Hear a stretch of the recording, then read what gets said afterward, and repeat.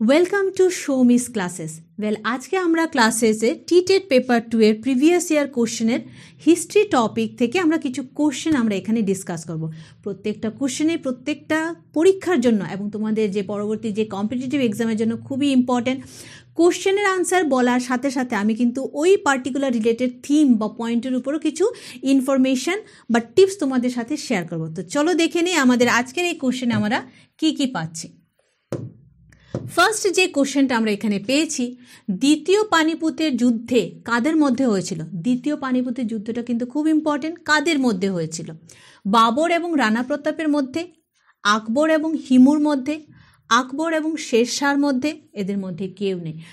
Answer আমাদের জানা আছে, B number option is the right answer. Akbar এবং হিমুর মধ্যে কিন্তু দ্বিতীয় পানিপথের যুদ্ধ সংঘটিত হয়েছিল।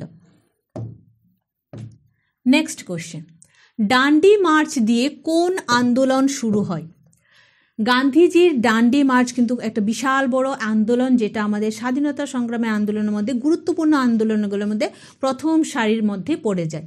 সেই ডান্ডি মার্চ কোন আন্দোলনের মাধ্যমে শুরু হয়? অসহযোগ, আইন অমান্য, ভারত ছাড়ো, ওপরের কোনোটি নেই। রাইট আনসার ইজ দ্য আইন অমান্য আন্দোলন। ডান্ডি মার্চ আইন অমান্য আন্দোলনের মাধ্যমে দিয়ে শুরু হয়েছিল। নেক্সট কোশ্চেন, বিখ্যাত মুঘল স্থাপত্যের স্মৃতি বুলন্দ দরওয়াজা অবস্থিত, এটা কোথায় অবস্থিত? সেকেন্দ্রাবাদ, আগ্রা কেল্লায়, ফতেপুর সিক্রিতে, উপরের কোনোটি নেই। আমরা খুব ভালো করে জানি বুলন্দ দরওয়াজা আছে ফতেপুর সিক্রিতে। নেক্সট কোশ্চেন, আমরা করব নয়তো মরব, ডু অর ডাই। গান্ধীজির এই স্লোগানটা বা এই উক্তিটা কিন্তু আমরা আমাদের সবারই সুপরিচিত। ডু অর ডাই বললে আমরা গান্ধীজির কথা মনে পড়ে যায়, বা হিন্দিতে যেটার অনুবাদ হচ্ছে করেঙ্গে ইয়ে মরেঙ্গে, ঠিক আছে না? তো সেই আমরা করব নয়তো মরব গান্ধীজির এই বিখ্যাত স্লোগানটা কোন আন্দোলনের সঙ্গে যুক্ত? অসহযোগ আন্দোলনের সঙ্গে, আইন অমান্য আন্দোলনের সঙ্গে, নাকি ভারত ছাড়ো আন্দোলনের সঙ্গে? সেটা কিন্তু ভারত ছাড়ো আন্দোলন, সর্বশেষ আন্দোলন আমাদের স্বাধীনতা সংগ্রামে, সেটার সাথে কিন্তু আমাদের এই ডু অর ডাইয়ের এই যে স্লোগানটা সেটা ইন্টারলিঙ্কড আছে। তাহলে আমাদের রাইট আনসার হবে বা রাইট অপশন হবে ভারত ছাড়ো আন্দোলন। নেক্সট, 1919 সালে গান্ধীজি কিসের প্রতিবাদে সত্যাগ্রহের ডাক দিয়েছিলেন? East India company act, Ilbert বিল, ইন্ডিয়ান প্রেস অ্যাক্ট, উপরের কোনোটি নেই। ইলবার্ট বিলের বিরুদ্ধে কিন্তু গান্ধীজি সত্যাগ্রহের ডাক দিয়েছিলেন। সেই ইলবার্ট বিলটা কী ছিল? ইলবার্ট বিল ছিল কোনো ভারতীয় কোনো রকমের আর্মস বা এমিউনিশন রাখতে পারবে না। সেটা ছিল কিন্তু ব্রিটিশ সরকারের একটা বিশাল রকমের একটা কনস্পিরেসি, যার মাধ্যমে বিপ্লবী আন্দোলনকে স্ট্রাইক কন্ডিশন বিপ্লবী আন্দোলনকে রুদ্ধ করার জন্য, স্টপ করার জন্য তারা কিন্তু এই বিলটা প্রচলন করেছিল বা এই যে ইলবার্ট বিলটা পাশ করেছিল, যেটার জন্য পুরো ভারতীয়রা গর্জে উঠেছিল। নেক্সট কোশ্চেন আমাদের, ইংরেজদের বিপক্ষে যুদ্ধরত সিরাজউদ্দৌলার দুইজন সেনাপতি কে ছিলেন? আমির চাঁদ এবং মোহনলাল। আমির চাঁদ তো হবেই না, উনি একজন ব্যবসায়ী। তাহলে এইভাবেও কিন্তু আমি যে বারবার তোমাদের বলছিলাম যে কোনো সময় এমনও হতে পারে কোনো একটা আনসার আমাদের জানা রইল না, কিন্তু আমরা তখন কি করব? আমরা অপশনগুলোকে অ্যানালাইজ করব। তো আমির চাঁদ যেহেতু উনি একজন ব্যবসায়ী ছিলেন, উনি তো সেনাপতি হতেই পারবে না। তাহলে যদি আনসারটা নাও জানা থাকে, অপশনে আমরা আনসার যে হবে না এতটুকু আমরা বুঝতে পারি। মীর মদন, সৈকত জং। সৈকত জংও কিন্তু উনি সেনাপতি ছিলেন না। নেক্সট হচ্ছে মোহনলাল এবং মীর মদন, এদের কেউ নয়। Answer is C number. Mohanlal এবং মীর মদন ছিলেন উনার সেনাপতি। নেক্সট কোশ্চেন, ভারতের কোথায় আজাদ হিন্দ বাহিনী তেরঙ্গা পতাকা উত্তোলন করেছিলেন? গৌহাটি, শিলং, কোহিমা, উপরের কোনোটি নাই। আজাদ হিন্দ বাহিনীর যে সংগঠন বা এটার যে কনসেপ্টটা দেখবে কোহিমার সাথে খুবই ইন্টারলিঙ্কড। প্রত্যেকটা অ্যাক্টিভিটি ওইটা কোহিমা রিলেটেডই হয়েছিল। তাহলে তেরঙ্গা পতাকা ডেফিনেটলি আমরা কোহিমা আনসারই দিতে পারি, এবং সেটাই কিন্তু রাইট আনসার। কারণ শিলং, গৌহাটি যখনই আমরা আজাদ হিন্দ বাহিনীর বা ফোর্ট সম্পর্কে বা বাহিনী সম্পর্কে আমরা পড়ি, কোথাও কিন্তু শিলং, গৌহাটি এই জায়গাগুলো আসে না। তাহলে ডেফিনেটলি আনসার আমার কোহিমাই হবে। নেক্সট কোশ্চেন, সমাজের বেধি সতী নিষিদ্ধ হয়েছিল, মানে সতীদাহ প্রথা ব্যান্ড হয়েছিল কোন সালে? 1828 খ্রিস্টাব্দে, 1829 খ্রিস্টাব্দে, 1830 খ্রিস্টাব্দে। খুব ভালো করে রাখবে, 1829 খ্রিস্টাব্দে। এবং কে কি করেছিলেন এই সতীদাহ প্রথার বিরুদ্ধে আন্দোলন? কার অবদান সবচেয়ে? ডেফিনেটলি রাজা রামমোহন রায়, যাকে আমরা আধুনিক ভারতের পথিকৃৎ বলি। তাহলে এই কোশ্চেনটার পাশাপাশি দুইটা ইম্পর্টেন্ট ইনফরমেশনও কিন্তু আমি শেয়ার করে দিয়েছি। নেক্সট কোশ্চেন, আন্দামান নিকোবর দ্বীপপুঞ্জের নামকরণ শহীদ স্বরাজ কে করেছিলেন?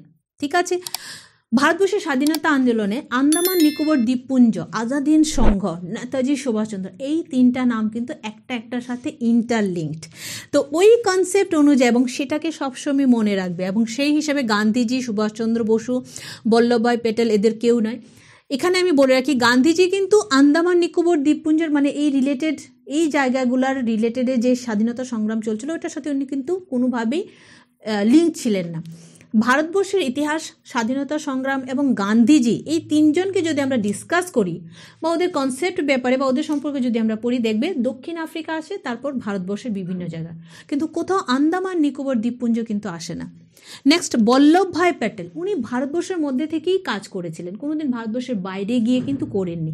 তাহলে অপশন হিসেবে কি বেঁচে যায়? সুভাষচন্দ্র বসু। ঠিক আছে, এইভাবে আমরা আনসারটা বের করতে পারি।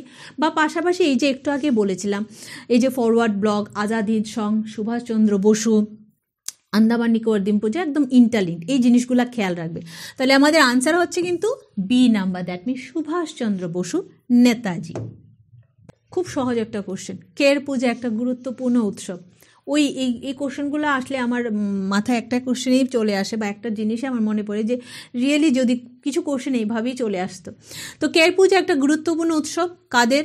মণিপুরের উপজাতিদের, মিজোরামের উপজাতিদের, ত্রিপুরার উপজাতিদের। ওয়েল, কের পূজাতে আমরা বন্ধ পাই, কী করে ভুলে যাই?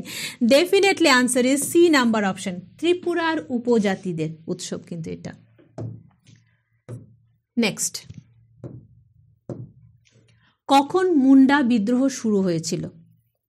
1855 থেকে 1856, 1887 থেকে 1888, 1899 থেকে 1900। ওয়েল, লাস্ট অপশন 1900টা মনে রাখবে, ঠিক আছে? এইভাবে কিন্তু অপশনটা মাথায় সেট করে দেবে, কিছু বুদ্ধিও অ্যাপ্লাই করতে হয় মাঝে মাঝে। ওকে, নেক্সট, যে ব্যবস্থায় গৃহের মানে বাড়ি ঘরের সমস্ত কাজ নারীরা, দ্যাট মিনস ফিমেলরা, লেডিজরা করে থাকেন, তাকে কি বলা হয়? শ্রম বিভাজন? Definitely not. লিঙ্গগত বৈষম্য নাকি লিঙ্গগত শ্রম বিভাজন? Definitely C number is the right answer, লিঙ্গগত শ্রম বিভাজন। নেক্সট, উপজাতি সমাজে হিকনানানি এবং কায়জাগানি কি? বৈবাহিক রীতি, সদ্যজাতদের সাথে সম্পর্কিত রীতি, শস্য দেবতার পুজো, নাকি উপরের কোনোটাই না? ওয়েল, এটা ম্যারেজ রিলেটেড একটা প্রসেস বা সিস্টেম বা কালচার। তাহলে আমাদের বৈবাহিক রীতি, first option is the right answer. Next, okay, আমাদের নেক্সট যে কোশ্চেনটা আসছে, কোন চার্টার অ্যাক্টে প্রথম ভারতীয়দের শিক্ষার জন্য 1 লক্ষ টাকা অনুদান দেওয়া হয়? ঠিক আছে, 1813 খ্রিস্টাব্দে, 1833 খ্রিস্টাব্দে, নাকি 1854 খ্রিস্টাব্দে? না, কোনোটা অপশনই আনসার না, that means all are wrong option. Well, yes, right answer is 1813 খ্রিস্টাব্দে ভারতীয়দের শিক্ষার জন্য 1 লক্ষ টাকা অনুদান দেওয়া হয়, এবং সেটা কোন অ্যাক্টের অনুযায়ী? চার্টার অ্যাক্ট অনুযায়ী। খুব important question. Next question, man is by nature a social animal, মানে তার স্বভাব দিয়ে, বৈশিষ্ট্য দিয়ে একজন সোশ্যাল মানে সামাজিক প্রাণী। এই উক্তিটি কে করেছিলেন? প্লেটো, অগাস্ট কোত, হারবার্ট স্পেন্সার, নাকি কেউ করেননি? ওয়েল, এই তিনজন মহিষীদের মধ্যে কেউ কিন্তু করেননি। তাহলে আমাদের রাইট অপশন হবে বা রাইট আনসার হবে উপরের কেউ না। ওয়েল, এখানে আমাদের এই যে কোশ্চেন আনসারের রাউন্ড সেটা শেষ হয়। Okay, thanks for watching. সৌমিস অ্যাপ এইভাবেই দেখতে থাকবে, সৌমিস ক্লাসগুলো দেখতে থাকবে, এবং অফলাইনে ক্লাসের জন্য অবশ্যই আমাদের আখড়া রোডের যে কোচিং সেন্টার আছে সেখানে যোগাযোগ করবে। Thank you.